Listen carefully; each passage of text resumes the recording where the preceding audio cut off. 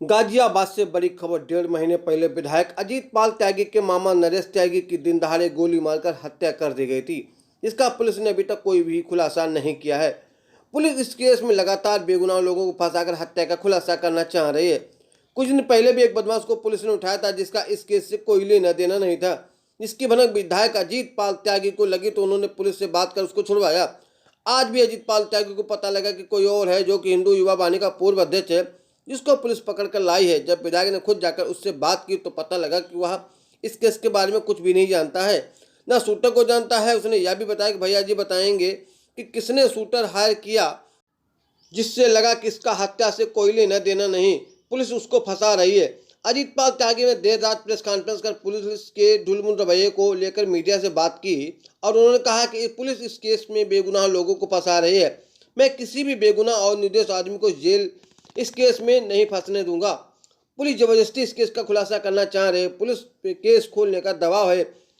किसी भी तरह से केस को खोला जाए, इसको लेकर मैं कल मुख्यमंत्री जी को भी एक पत्र लिखूंगा कि पुलिस अपना काम सही से नहीं कर रही और बेगुनाह लोगों को फंसा रही है। अजीत पाल त्यागी ने यह भी बताया कि पुलिस बागपत और आसपास के जिलों में शूटर की खरीद फरोख्त कर इस केस का खुलासा करेगी। अगर पुलिस ने इस केस में जल्दी और सही से खुलासा नहीं किया तो मैं बड़ा एक्शन लूंगा। Bureau report, Ghaziabad. स्वर्गवासी श्री नरेश कुमार त्यागी। मेरा कहना सिर्फ एक है, जो भैया ने कहा साक्ष्य सबूत ये आप प्रूफ कर दो। मैं भी भैया के साथ था जब जितेंद्र त्यागी से मुलाकात कराई गई। उससे पहले भी यही सब बातें चल रही थी। जितेंद्र त्यागी से जो मुलाकात कराई गई वो पुलिस के सामने हमारी मुलाकात हुई। उसमें भी जितेंद्र त्यागी का कहना सिर्फ एक था, जो भैया ने उससे पूछा शूटर कौन है। उसे ना शूटर की जानकारी है, ना उसे ये पता है शूटर कहाँ से हायर करे गए हैं। अगर वो इतनी जानकारी रखता है कि वो इस केस में इन्वॉल्व है तो उसे ज़्यादा भी नहीं तो इतनी तो जानकारी होनी चाहिए। हो सकता है शायद उसे ये जानकारी ना हो कि शूटर कौन थे, पर इतनी जानकारी तो होनी चाहिए कि शूटर हायर कहाँ से करे गए, पैसे किसने दिए। और उसे ना उन चीज़ों की जानकारी है, किसी प्रकार की कोई जानकारी नहीं है। एक सीधा सीधा मोटिव बनाया जा रहा है, जितेंद्र त्यागी पे केस खोल दो, वो किसी XYZ का नाम लेगा, उसके बाद केस को शट एंड डाउन कर दो। सर, मेरा सवाल आपसे ये था, समय समय पर इस पूरे प्रकरण में विधायक जी को भी टारगेट किया जाता रहा, उससे आप कितना इत्तेफाक रखते हैं? किस चीज़ से? इस पूरे प्रकरण के अंदर कि मतलब भैया कहीं इन्वॉल्व है? किस चीज़ में? इस पूरे प्रकरण के अंदर, इस पूरे हत्याकांड में समय समय पर विधायक जी को टारगेट किया जाता रहा है, उस मामले में आपका क्या है? टारगेट आप कहना क्या चाहते हैं? किस चीज़ से टारगेट कहना चाहते हैं? इस पूरे प्रकरण में करवाने के पीछे पिताजी की हत्या में टारगेट की बात कर रहे हैं या किसी और चीज से रिलेटेड बात कर रहे हैं? अब किसने कहा, कैसे कहा, ये ना मेरी जानकारी में है ना मीडिया के थ्रू। अब फाइनली पुलिस ने आपको और क्या इतना भरोसा आप दिया शायद है? समझ सकते हैं कि मैं अगर भैया के बराबर में बैठा हूँ तो मैं इस चीज से क्या क्या बोला था आपने? इत्तेफाक। तो मैं उस चीज से क्या इत्तेफाक रखता हूँ, आप इस चीज से समझ सकते बताइए, हैं। फाइनली पुलिस ने अब आपको क्या भरोसा दिया है, ये बताइए। पुलिस ने फिलहाल कोई भरोसा नहीं दिया है। पुलिस ने जैसे भैया से बात हुई, एक वही एक चीज चल रही है शुरू से अब तक। और मेरा भैया का कहना, जिसके लिए आपने प्रेस कॉन्फ्रेंस बुलाई है, हमारा कारण और कहना सिर्फ ये है कि बिना साक्ष्य के अगर केस खोल दिया जाता है, कोई तो मैं हर स्तर की लड़ाई लड़ूंगा, चाहे उसके लिए मुझे कुछ भी करना हो। नहीं विधायक जी, ये बात तो मेरे केस की भरपाई नहीं हो पाएगी। जैसे आप लोगों ने अभी थोड़ी देर पहले कहा कि टारगेट हम एक नए मोटिव पे मूव कर जाएंगे पुलिस की थ्योरी के हिसाब से, और जो जेन्युइन बंदा है वो जू का तू खड़ा रह जाए। कल को भैया की जान को खतरा हो, मेरी को, बड़े भैया की हो, पारिवारिक खतरा हो, पता नहीं कहाँ कहाँ की चीजें कहाँ तक मूव ऑन हो जाएंगी। विधायक जी, अब आपका नेक्स्ट स्टेप क्या रहेगा? भविष्य में कुछ भी करना हो मुझे, अपनी नाकामयाबी छुपाने के लिए पुलिस ऐसा कर रही है? बिल्कुल मैं आज यही मानता हूँ। अब तक यही लग रहा। ठीक सर, बहुत बढ़िया। अपडेट है, क्या कहना चाहते हैं आप? मैं यही कहना चाहूँगा, पहले तो मैं परिचय करा दूँ।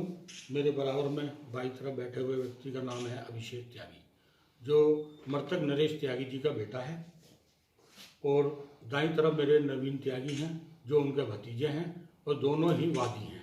एक वादी है और एक गवाह है।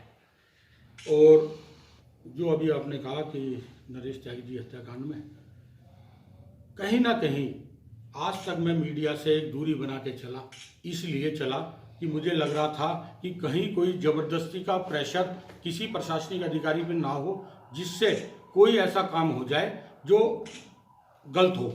मैं किसी निर्दोष को इस मुकदमे में बंद होने नहीं देना चाहता था। मेरी सोच थी कि जो भी व्यक्ति इस केस में बंद हो, जो भी व्यक्ति इस केस में ओपन हो, वो सबूत के साथ ओपन हो। लेकिन पुलिस एक 11 तारीख की रात को मेरे पास आती है और एक लाइन लेके आती है। लाइन 11 तारीख नहीं, मैं तो कहूँगा 9 तारीख की 11 बजे तक उस लाइन को पुलिस ले चुकी थी और 9 तारीख के 11 बजे से पहले उस लाइन पे काम पुलिस के द्वारा शुरू करा जा चुका था। उसी लाइन को आगे बढ़ाते हुए 11 तारीख में एक अपराधी का नाम लेके मेरे पास पुलिस आती है और मेरे से कहती है कि ये अपराधी से हमारी बातचीत हुई है और इसने बताया है कि मकसद जो था वो क्लियर हो गया है। कुछ लोग आपको डिस्टर्ब करना चाहते हैं, आपको परेशान करना चाहते हैं, तो उन लोगों ने ये काम कराया है। मैंने कहा कि परेशान करना क्या राजनीतिक है या रंजिशन है? बोले राजनीतिक कारणों से ही वो रंजिश रखते हैं। तो मैंने कहा राजनीतिक कारणों से रंजिश रखने वाला व्यक्ति तो राजनीति में भी नुकसान कर सकता है। उसे किसी की जान लेने कर ही कोई ऐसा काम क्यों करेगा? उस स्थिति में मैंने फिर पूछा, जिस अपराधी को आप बता रहे हैं क्या ये उस केस का शूटर है? बोले नहीं।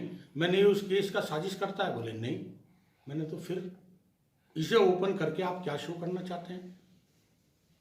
बोले नहीं, मकसद क्योंकि क्लियर हो गया है और कुछ दिन में सब चीज सामने आ जाएंगी। मैंने तो जब सामने आ जाएंगी तभी कोई केस खोला जाएगा, सबूत के साथ खोला जाए। फिर मीडिया के माध्यम से समय समय पर एक कहानी छपवाई जाती रही, जिसका सबूत मेरे को देने की आवश्यकता नहीं है। आप लोग अपने मन से सोच लेंगे तो आप भी जानते होंगे कि उस कहानी को आपके द्वारा कौन लोग प्रचारित कराते थे। मेरे से कहा जाता था कि हम मीडिया से बात नहीं कर रहे, लेकिन आप लोग स्वयं उसके गवाह हैं, तो मैं उस विषय में नहीं कहना चाहता।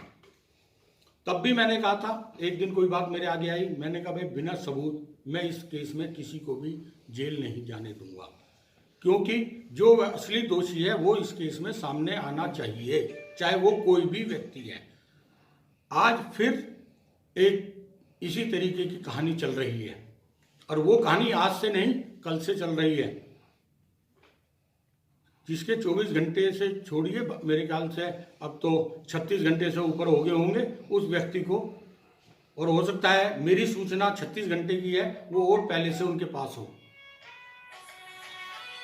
तो केस खोलने की तरफ पुलिस जाना चाहती है और उस तरफ जाना चाहती है जिस पे फिर आज कोई सबूत उनके पास नहीं है।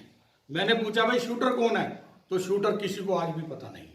सर, आपने कहा कि एक आपराधिक व्यक्ति के खिलाफ वो जाना चाह रही थी, वो कौन है और उसके खिलाफ क्यों जाना चाह रही थी? वो एक व्यक्ति है सियानी का अपराधी मिंटू त्यागी, जो पूर्व में लूटों में रहा है और कई मामलों में रहा है। उसे पुलिस ने 5 दिन अपने पास भी रखा है और उसके माध्यम से किसी व्यक्ति का नाम पुलिस लिवाना चाहती थी।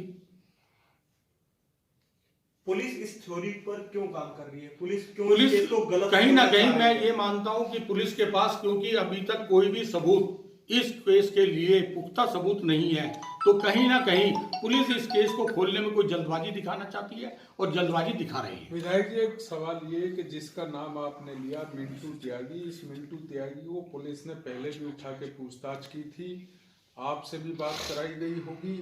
आज का जो पिक्चर जो बनी है, आज आपसे भी बात की गई है, आपसे बात कराई गई है, तो क्या जो पुलिस ने आपसे बात कराई है कहीं से कहीं तक आपको लगा? मेरी आज दिन में भी कई बार अधिकारियों से बात हुई, अधिकारियों द्वारा कोई ऐसी बात मेरे आगे नहीं रखी गई जिसे मैं ये कह सकूं कि उनकी हिरासत में कोई व्यक्ति था।